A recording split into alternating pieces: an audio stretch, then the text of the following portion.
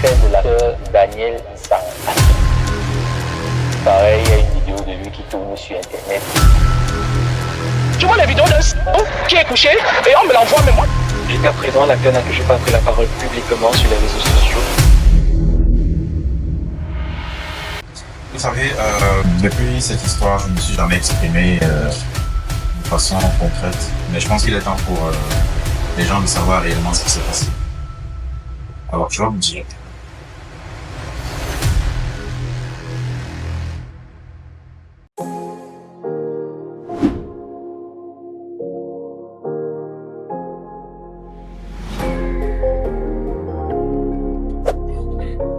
Daniel San, c'est un homme comme tous les autres, avec ses idéologies propres à lui, ses ambitions, ses défauts, ses qualités, mais également sa personnalité.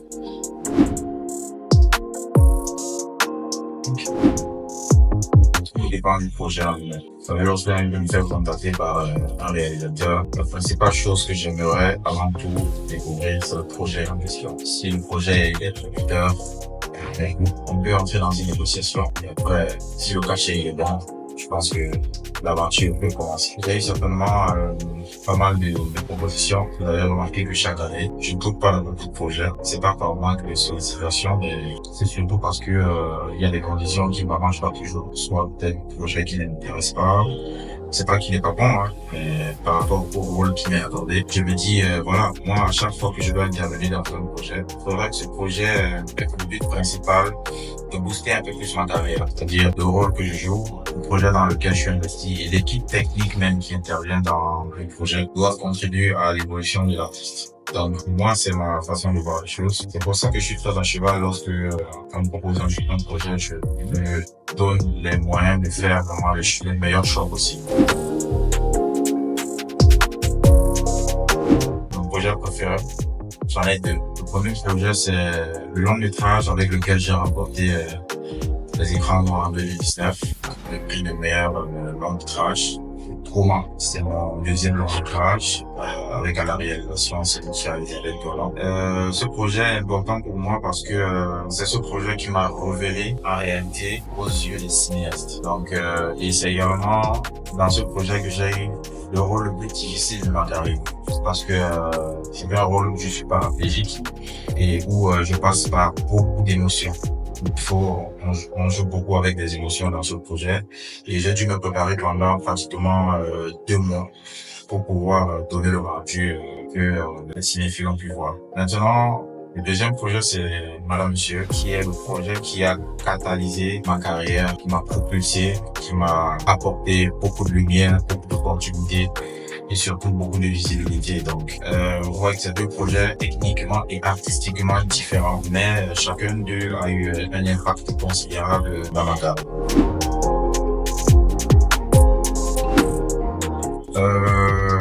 J'en ai beaucoup. J'ai des projets de production. J'ai envie d'embrasser un peu la casquette producteur.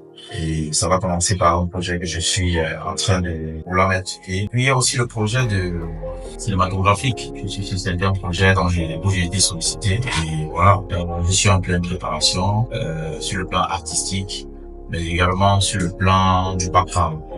Voilà, je vais me mobiliser sur le background, mais également beaucoup de voyages en vue pour pouvoir dynamiser les autres projets que j'ai en parallèle parce que je suis en train de vouloir lancer une structure qui n'arrive dans le cinéma, mais également qui va certainement être un apport supplémentaire dans l'ensemble des revenus que je peux générer durant l'année. L'envie de travailler, d'être discipliné, l'envie d'oser. Ouais, je suis aujourd'hui, malheureusement, beaucoup de jeunes s'attardent sur tout sauf ce qui peut leur permettre de progresser. Et aujourd'hui, le combat, c'est celui-là, parce que vous savez, le méta, c'est un peu comme un cours de récréation où tous les élèves de toutes les classes se mélangent, mais lorsque la récréation se termine, chacun regagne sa classe. Donc aujourd'hui, il est primordial d'être un ambassadeur du bon exemple dans tout ce qu'on fait. Donc aujourd'hui, je vais à mon niveau essayer d'apporter cette pierre à l'édifice, de montrer aux jeunes que voilà, en travaillant, en étant discipliné et surtout en ayant une très grande force mentale, on peut arriver à de très belles choses.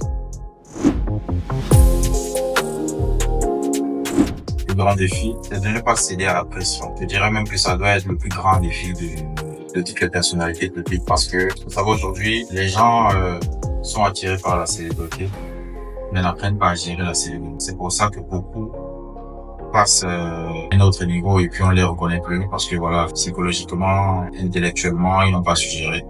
Donc, avec toute la pression qu'il y a sur les personnalités publiques, il est très important de pouvoir gérer cette pression-là. Et je pense que étant vraiment apte à le faire, on pourra vraiment suivre son cours de chemin sans toutefois être interrompu sur quoi que ce soit. Parce que la pression que vous recevez sur les réseaux sociaux fait en sorte que ça peut même vous détourner de votre objectif. Vous pouvez être détourné de votre objectif, de vos idéologies et même de votre façon de voir les choses.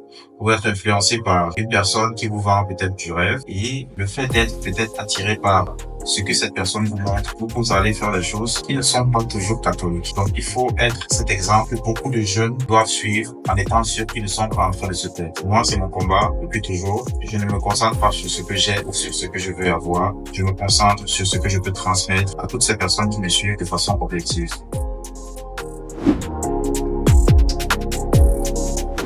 Comme un vrai sportif.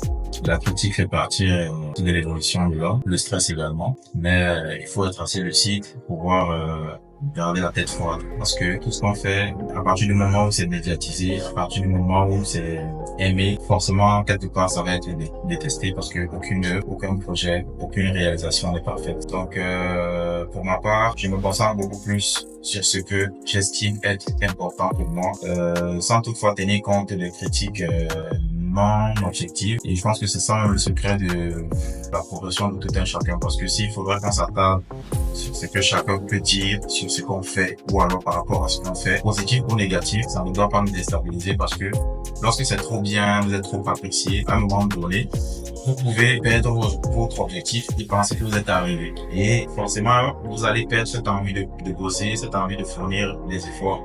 Maintenant, lorsque vous êtes trop critiqué ou alors trop rabaissé, vous pouvez perdre confiance en vous. Et ça vous déstabilise, ça vous fait baisser les bras et puis vous perdez même cette envie de continuer. Donc, il faut être focus sur ce qu'on estime important pour soi-même. Le reste, ce sont les détails. Les acteurs qui m'inspirent, il y en a plusieurs, hein. Mais vous allez être surpris si je vous disais que je ne connais pas le nom de tous, mais je les suis. Le tout premier, c'est Will Smith. Will Smith, parce que c'est un acteur qui a réussi dans l'enfance avec sa série Le Prince de Bel-Air. J'ai pu voir son évolution, j'ai pu voir comment est-ce qu'il s'améliore dans son potentiel, mais surtout dans les caractéristiques qu'il peut avoir en tant qu'acteur. C'est quelqu'un qui fait de la comédie, il fait de l'humour, il fait du drame, il fait de l'action. Voilà, pour moi, c'est l'acteur qui représente le mieux le monde de l'audiovisuel, parce que j'ai été réellement impacté par son talent dans son film À la recherche du bonheur, un film purement dramatique qui m'a vraiment inspiré et qui m'a fait comprendre que voilà, un acteur ne devrait pas seulement se concentrer sur les atouts qu'il a déjà naturellement, mais chercher également à s'améliorer et à élargir un peu son plan d'action. Ce qui fait que lorsque vous êtes sollicité, vous pouvez être sollicité dans des films humoristiques, dans des films dramatiques, dans des films d'action, et voilà, c'est à tout l'honneur de l'acteur. Maintenant, il y a d'autres acteurs qui physiquement m'inspire également. Jason Momoa que j'ai découvert dans le film Aquaman. Pour moi, c'est un très bon profil et voilà quoi, c'est des acteurs qui m'inspirent à travers leurs caractéristiques, parce que le physique, le talent, le jeu, mais également la médiatisation, ce sont des éléments fondamentaux pour pouvoir embellir ma carrière.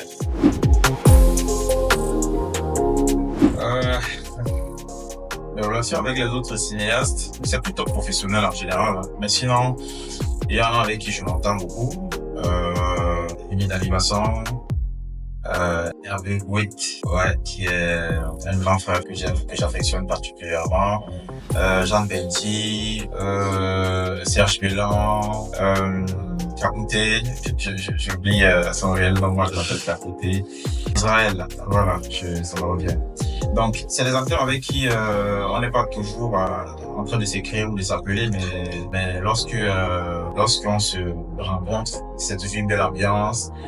Octavie Pondo, que j'aime bien, titiller de temps en temps sur les réseaux. Je l'appelle mon binou.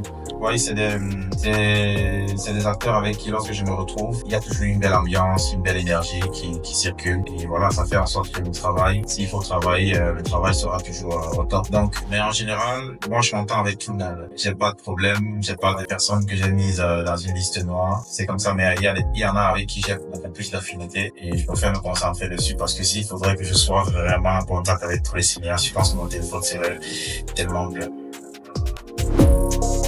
C'était Daniel San. Je vous souhaite une très belle année à tous. N'oubliez pas de vous scotcher sur l'ensemble de mes réseaux sociaux qui vont apparaître sur l'écran. Portez-vous bien, mais surtout, mettez Dieu dans tout ce que vous faites. Tout le temps.